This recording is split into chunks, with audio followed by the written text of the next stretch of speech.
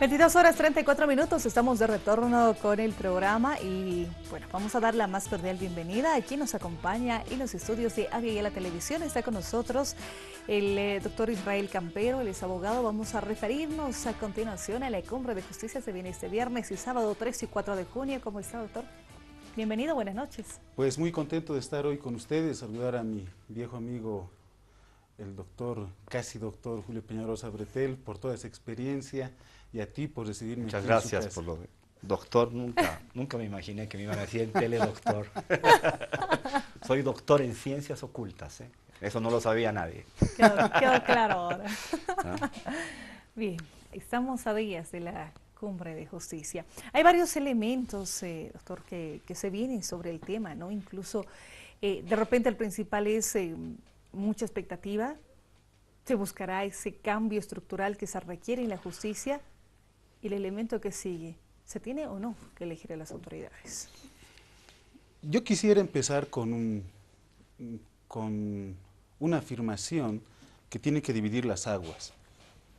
¿Será correcto hablar de una reforma a la justicia? Creo que es un primer punto y es capital para nuestro análisis. Y lo digo con un sustento casi técnico. La justicia es un valor. Si ustedes se dan cuenta, la justicia es el fin al que quiere llegar la autoridad jurisdiccional. Yo no sé si con propiedad sea la justicia la que esté en crisis. La Claro, es un justicia está ahí, intangible, ¿no? No se puede tocar. fundamentalmente. Lo que sí creo, también con mucha certeza, que está en una profunda crisis, en un debacle catastrófico. No saben los criterios sobre nuestra justicia que se tienen en los pares de justicia de otros países, es la organización judicial, es la dinámica judicial. Y creo que debemos empezar con una afirmación hecha al inicio de este su bello programa, por Julio, cuando él sin ningún acicate dice: aquí no es el problema de la elección de las autoridades judiciales. El problema no es la elección. Podemos tener el mejor sistema. Vean ustedes, nos estamos rasgando las vestiduras porque existen propuestas donde el presidente del Estado plurinacional vaya a proponer o a designar autoridades judiciales. Señores, ese no es el debate de fondo. Si nosotros vemos las experiencias comparadas, España, Estados Unidos, Argentina, que no está muy lejos, el presidente del Estado tiene la posibilidad constitucional de seleccionar a un cupo de magistrados para las altas cortes. O sea que ese no es el debate. Yo creo que el debate de fondo es quiénes van a ser las autoridades judiciales. Pensémoslo bien, parece que girara en el mismo debate, en el mismo discurso, y no es así. ¿Quiénes van a ser las autoridades judiciales por el método de selección de estas?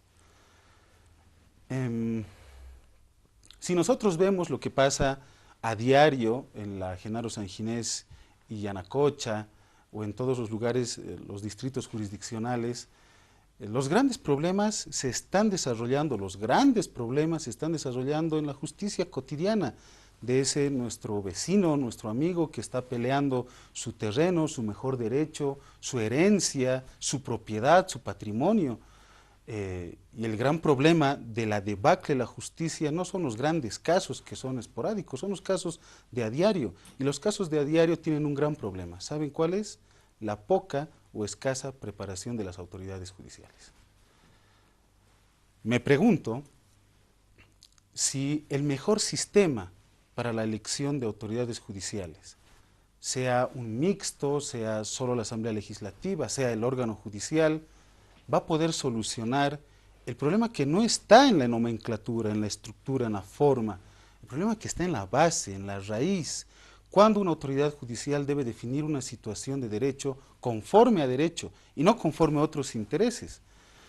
Cuando una autoridad jurisdiccional va a saber cuál es el método jurisdiccional, judicial, procesal adecuado para llegar a una solución jurídica que lo que pretenda buscar no es otra cosa sino la justicia, que es su finalidad máxima. Hay compartimentos estancos en el mundo de la justicia a todos los niveles. Y ahí yo decía, hay como unas marañas a las que no tenemos penetración los medios de comunicación, porque hay unos códigos no escritos de relaciones extrañas, donde entra en juego el poder del dinero para comprar un juez, para torcer una decisión, etcétera, etcétera. ¿Cómo se combate, doctor, sistémicamente eso? ¿Cómo es posible combatir eso? No es un problema de quién elige a quién, si elegimos nosotros, si elige el presidente o si elige la Corte Celestial. El problema es cómo hacemos para que esto deje de suceder o vaya dejando de suceder progresivamente, porque claro, un sistema corrupto no se puede erradicar de la noche a la mañana. Yo le decía aquí a Julio, no por un error, sino premeditadamente, que él tiene pues las dotes de un doctor, de un abogado, porque ha sabido identificar que el problema no tiene que ver con quién elija las autoridades judiciales, eso es lo de menos. El problema tiene que ver con quiénes son las autoridades judiciales. Y yo me inclino mucho por la formación académica, porque yo tengo una relación directa, estrecha con la academia. Y en varias discusiones, recuerdo que alguna vez con Rodolfo Luis Vigo, un gran profesor de filosofía del derecho, se debatía quiénes deberían ser las autoridades judiciales. Y Rodolfo Luis Vigo dice algo que me parece absolutamente importante dejar sentado ahora que estamos a días de vernos las caras en una cumbre sobre la justicia. Y él decía con toda certeza que el problema tiene que ver con la formación del abogado. Le pongo un ejemplo. Un abogado que se precia de ser tal, que ofrece su vida al estudio del derecho, que se pasa años de años cultivándose a sí mismo, ¿cree usted que prestaría su nombre alegremente para introducir a estos mundos oscuros de la corrupción? Es muy poco probable. El derecho es una vocación y otro gran problema de que el derecho sea una vocación es que las universidades son corresponsables de lo que está pasando ahora. Y es también bueno hacerse un mea culpa.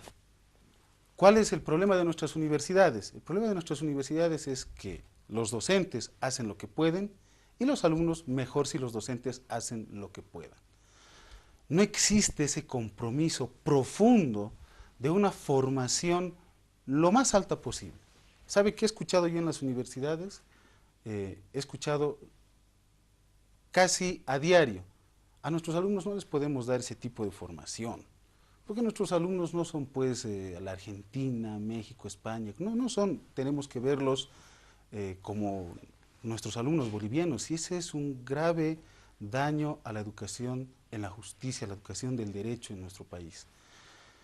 Yo soy un firme creyente de que nuestros estudiantes en las universidades, mi respuesta si ustedes la ven, tiene que ver con la universidad fundamentalmente. Y luego hablaremos de la autoridad jurisdiccional, cómo ingresa esta a la función o la carrera judicial.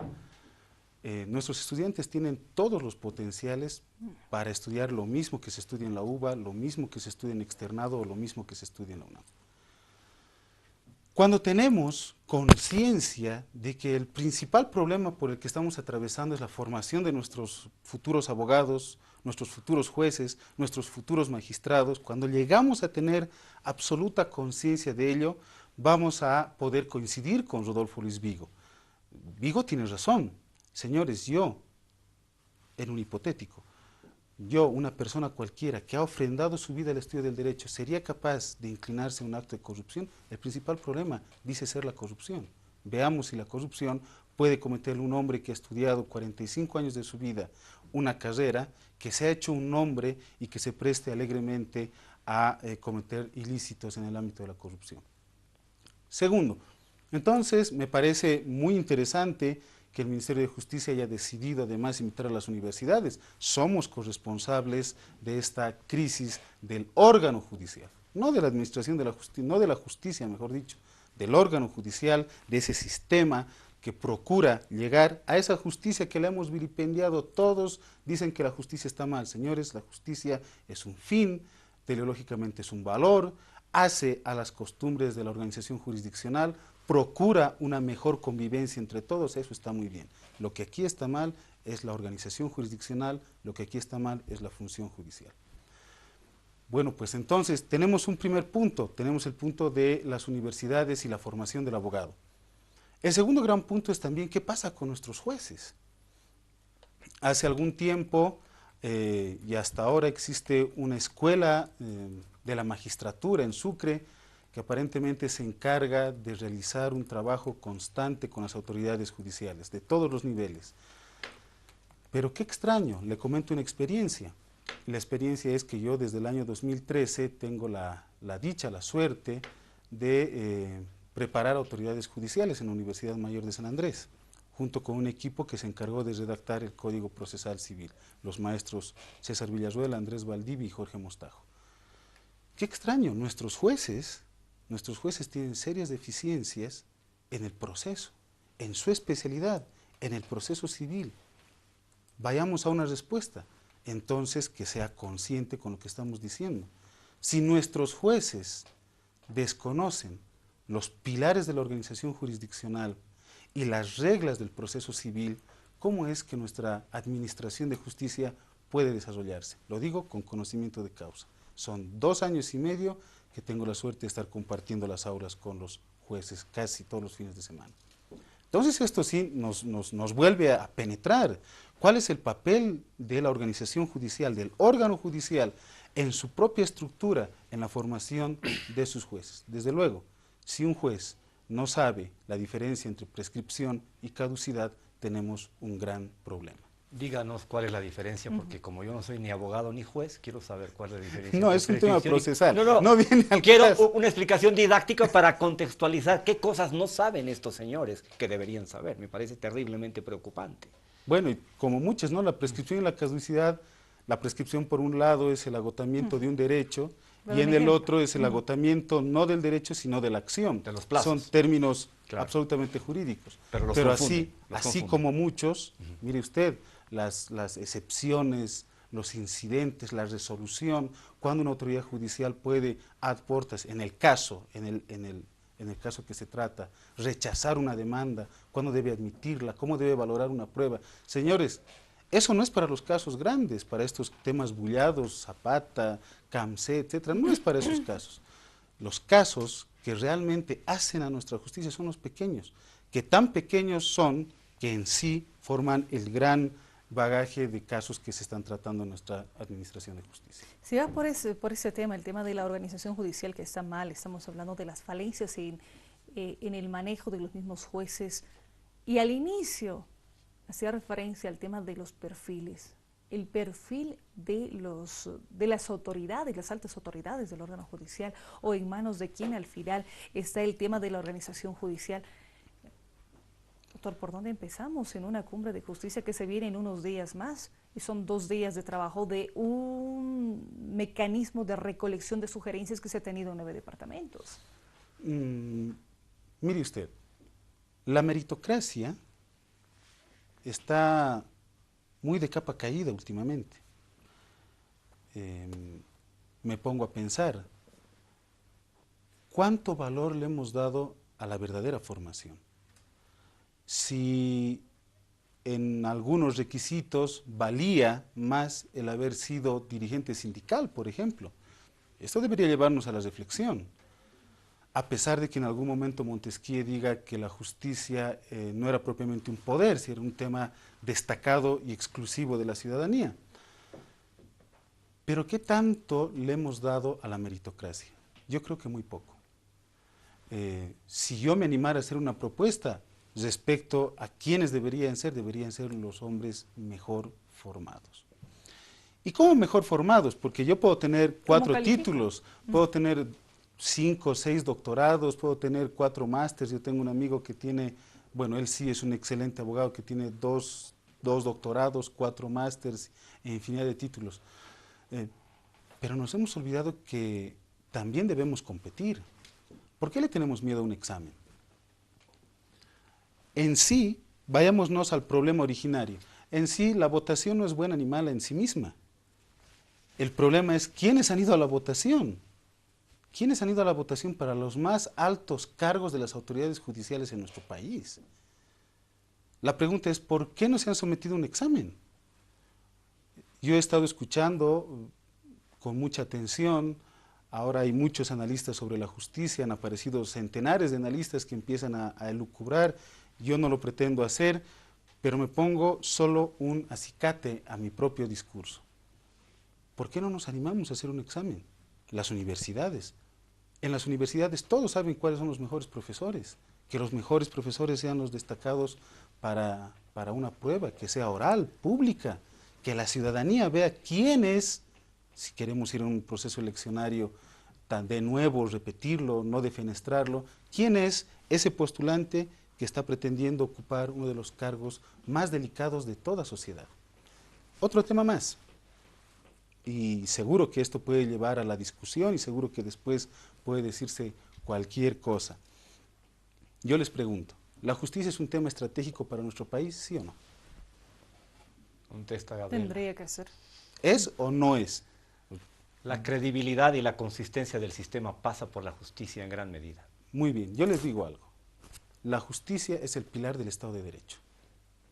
Es el pilar del Estado de Derecho. O sea, tu Estado de Derecho es Estado de Derecho si tu órgano jurisdiccional es un verdadero órgano jurisdiccional, serio. Muy bien. ¿Cuántas empresas estratégicas tenemos? Tenemos varias especies estratégicas y estas empresas estratégicas el Estado se sacrifica y les ha subido los techos presupuestarios, no tienen un límite para la compensación económica. Sí, señores. Hace muchísimo tiempo un texto famoso para los constitucionalistas, que es el Federalista, se planteó ya este problema y decía, el órgano judicial, el juez debe ser independiente también económicamente, pero no significa que sea independiente económicamente creando una dirección administrativa financiera en el propio Tribunal Supremo Electoral, de Justicia, para que éste administre los dineros del mismo, no, es independiente porque tiene un fuerte soporte de parte del Estado para que los jueces ganen relativamente bien y no ganen sueldos que les permitan ser seducidos por otras influencias económicas, ¿no? ¿En qué lugar de este proceso se perdió lo que se llama el debido proceso? Tenemos el caso específico del abogado, el abogado León.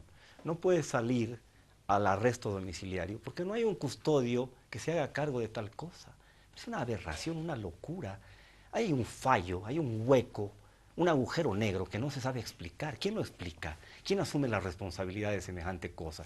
Si hay una autoridad que dicta que va a arresto domiciliario hace 5 días y no puede ir porque no hay un custodio, ¿en qué estamos, doctor? Ya estamos volviendo a lo mismo.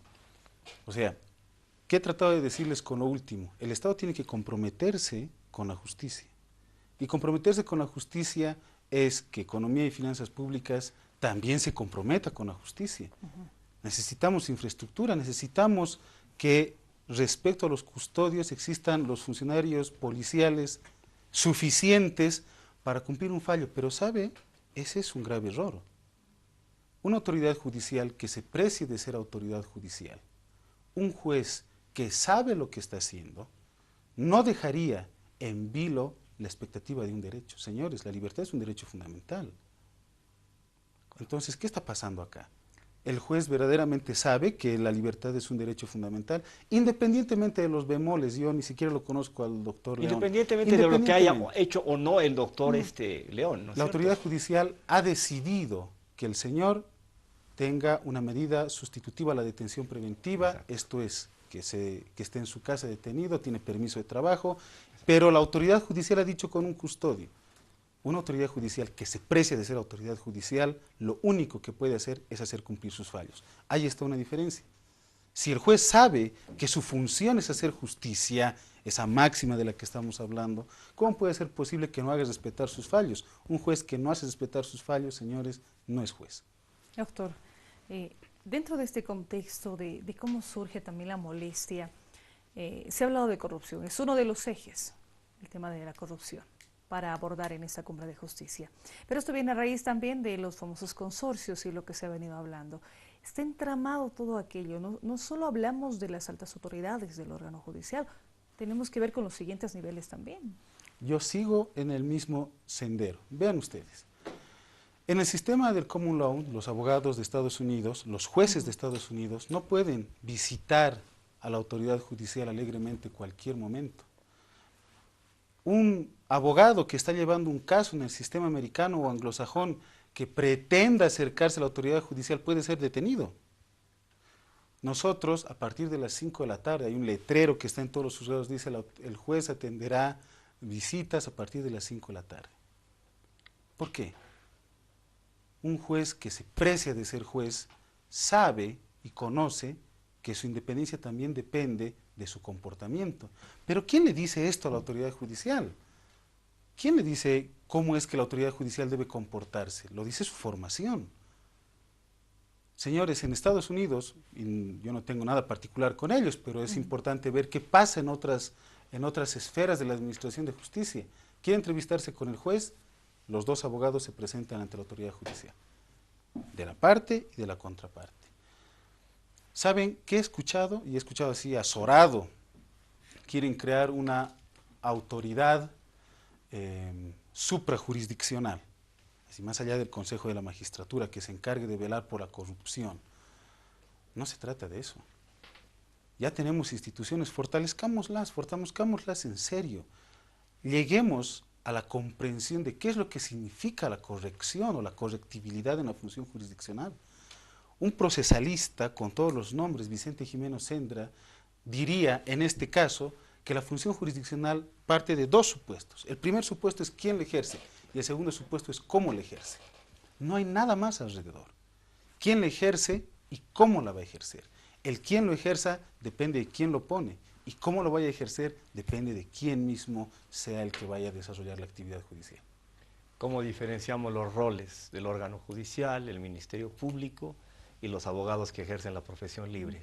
¿Cómo establecemos un poco diferencias cuando en realidad estamos viendo que están trabajando en consorcios, en grupos de amigos, de gente afín, que monta cosas y casos para generar cierto tipo de resultados judiciales que tienen que ver con grandes sumas de dinero y con grandes intereses? Ese es un tema central que creo que se deberá debatir en la cumbre, ¿no? ¿Y saben cuál sería la respuesta adecuada de cualquier persona? En mi criterio, aparentemente la ley. He estado también escuchando muy atentamente que parece que la solución a todos los problemas es la ley. O sea, vamos a hacer una ley más dura. Vamos a hacer una ley además que al juez que no falle en determinado tiempo lo tengamos que procesar. Vamos a hacer una ley para los abogados artificiosos que también tenemos que procesarlos. Señores, esa y no de es la paso salida. reducimos la carga procesal, que es una vergüenza en Bolivia, ¿no? Esa no es la salida, son dos temas diferentes, ¿no? Pero respecto a esa no es la salida. Tenemos una ley anticorrupción. ¿Ha rebajado el índice de corrupción en nuestro país? Las leyes no son la solución, no lo son. Vayamos al tema de los procesos. Vuelvo al inicio, vuelvo con mi machacosa idea de la formación, pero Bolivia creo que ha empezado a avanzar desde el año 2012, desde el Código Procesal Constitucional, el Código Procesal Civil, ahora ya está en puertas el Código del Sistema Penal, una nueva estructura del proceso donde ahora los procesos son orales. Hay una audiencia, es en una audiencia en la inicial o en la complementaria, donde uno se sale con su sentencia debajo del brazo. Muy bien, ese es un gran paso. El tema es quién es el juez que va a decidir ese proceso. Pues tiene que ser un juez que sepa cómo se desarrolla el proceso oral, público, continuo y contradictorio. O sea que finalmente, conclusión, la selección y las nuevas reglas de juego para determinar quiénes manejan la justicia va a ser fundamental para dar un golpe de timón esencial que pueda reorientar la administración de la justicia boliviana. Tiene que ser un compromiso, ¿no? Yo creo que tiene que ser un compromiso serio de parte del Estado, que es al quien le interesa más que su justicia, su administración de justicia como pilar del Estado de Derecho pueda ser fortalecida y robustecida, y creo firmemente que es un compromiso de la ciudadanía. La ciudadanía está acostumbrada. Cuando uno va a un juzgado y quiere que su diligencia sea realizada lo más rápido posible, le pasa 20 bolivianos al oficial de diligencias. O sea, esa ya parece una costumbre. Esa ya es una costumbre, esa es una forma también de quebrantar la formación de ese estudiante, de ese egresado, de ese abogado. Que está comenzando, ¿no? También es una responsabilidad, insisto, de las universidades. Es una responsabilidad muy amplia. Pero yo quiero ser honesto con ustedes, yo no sé si las leyes vayan a solucionar las cosas. He tenido la suerte de ver de cerca la actividad legislativa y en honor a la verdad yo no sé si las leyes vayan a ser las soluciones. Políticas públicas de reestructuración, trabajos en las universidades, trabajos en las autoridades judiciales. Ha habido una ley tan catastrófica, y es bueno que lo recordemos, que les prohibía a los jueces de la Suprema ausentarse, así sea en formación de Sucre, por más de 2 semanas. Claro, pues no puedo hacer ningún curso de especialización. El abogado tiene que especializarse continuamente. Y si no le permites a la autoridad judicial viajar a hacer un curso que dure más de 2 semanas, bueno, pues lo estás dejando en su misma situación. Y los invito a leer los fallos del Tribunal Supremo de Justicia. Estamos a días de la cumbre de justicia, doctor. ¿Qué se espera? ¿Cómo se ve? ¿Cómo ve el escenario en sí? Hay alguien que decía que el camino del infierno está empedrado de buenas intenciones, ¿no? Ojalá que esta no sea la ocasión. Por muchas razones. Yo creo que el Ministerio de Justicia debió haber hecho un papel más activo. No lo critico, ellos deben tener su agenda. Yo creo que los ejes temáticos deberían haberse profundizado más. Si queremos hablar de corrupción, no es hablar de corrupción poniéndole cámaras en los pasillos, en el despacho al juez. No sé si sea esa precisamente la salida. Si queremos hablar de designaciones de autoridades judiciales, no sé si el debate debería reducirse a ver si presenta 5 el presidente, 6 la asamblea, 3 el órgano judicial. En el fondo, los debates son muchísimo más profundos y los debates deberían haberse realizado con más fuerza, con más pulmón. Las universidades debían haberse comprometido más. Y algo importante, hay que llamar a los especialistas. No con ninguna particularidad, pero nuestro país tiene abogados de renombre. La justicia no es un tema de un partido, la justicia no es el tema de un color ni una militancia política específica. La justicia es un problema de todos, y como es de todos, deberíamos sentarnos blancos, negros, moros y cristianos para hablar sobre el tema.